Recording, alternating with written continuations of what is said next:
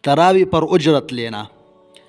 رمضان میں حافظ قرآن کے لیے لوگ چندہ جمع کرتے ہیں اور اس کو کپڑا وغیرہ دیتے ہیں یا فعل سے پیسے مقرر کر کے حافظ کو لاتے ہیں، کیا یہ جائز ہے یا نہیں؟ الجواب حامدا او مصلیا، تراوی پڑھانے کے لیے اجرت مقرر کرنا بالکل ناجائز ہے۔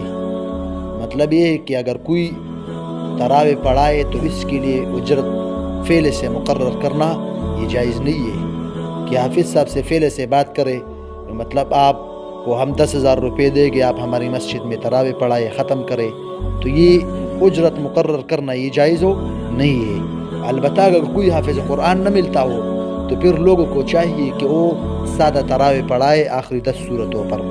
لیکن اگر کوئی حافظ قرآن اپنے دل سے بغیر کسی اجرت کے تراوی پڑھائے اور پھر وہ لوگ اپنی خوشی سے ان حافظ قرآن کو کوئی ہدیہ وغیرہ پیش کرے تو اب وہ حافظ قرآن کے لیے ان ہدیہ کو قبول کرنا جائز ہے۔ لیکن چونکہ آج کل لوگوں میں یہ بات زیادہ مشہور ہے کہ لوگ اجرت مقرر کرتے ہیں فعل سے، تو لوگوں کے لیے اس اجرت کو مقرر کرنا یہ جائز ہو نہیں ہے۔